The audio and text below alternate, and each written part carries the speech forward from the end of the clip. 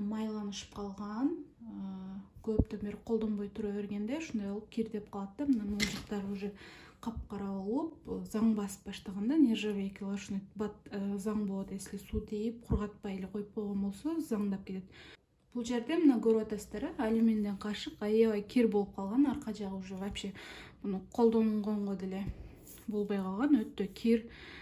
Буну жөн гана мындай кылып кырып кетириш өтө кыйын. Азыр ушулардын баарын салабыз.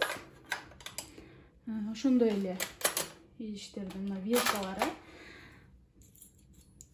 Мына вилкалардын дали күндө эле жууп, күндө колдонобуз, бирок баары бир мына көрүп атасыздар, могу жерлеринде кирлер толуп калган. Кирлер толуп, жерлеринде ички капталдарында кирлер, майлар. Мына өзүңүздөр көрүп атасыздар, кашыктар аябай карайып кеткен, чай кашыктары өтө эле карайып кеткен. Азыр бул жака салабыз. Лимонная кислота аябай майларды кетиргенге жакшы жардам берет.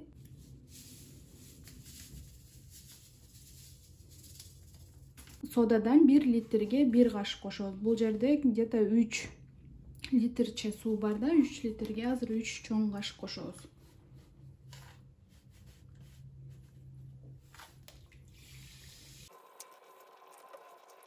Сода менен лимонный кислотаны кошуп алгандан кийин эми буну секин кайнатабыз. Биринчи азыр көбүрөөк кайнатып туруп, андан кийин оттун пасайтып коебуз дагы. Секин 20 мүнөт, 30 мүнөт кайнаш керек. Мынакей секин кайнап атат. Мына кайнаганына бир 10 мүнөттөй болуп калды. Мына өзүңүздөр карасаңыздар, мына кирлер өзү эле чыгып калыптыр.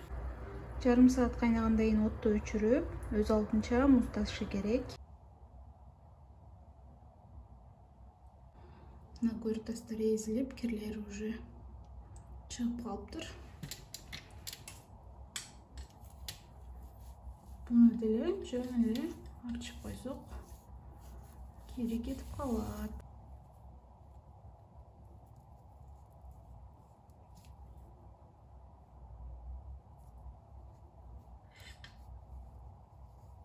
Эч кандай кыйынчылыгы жок эле, жөн гана трапка менен эле мынтип бир сыйра арчып койсоңуз жапжаң болуп калат. Мынакей.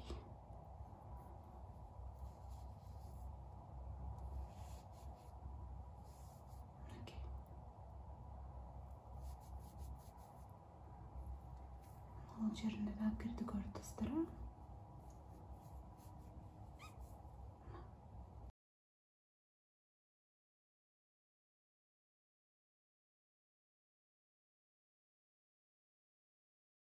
Мынакей кыздар, өзүңүздөр карасаңыздар, сонун болуп таптаза жапжаң болуп калды.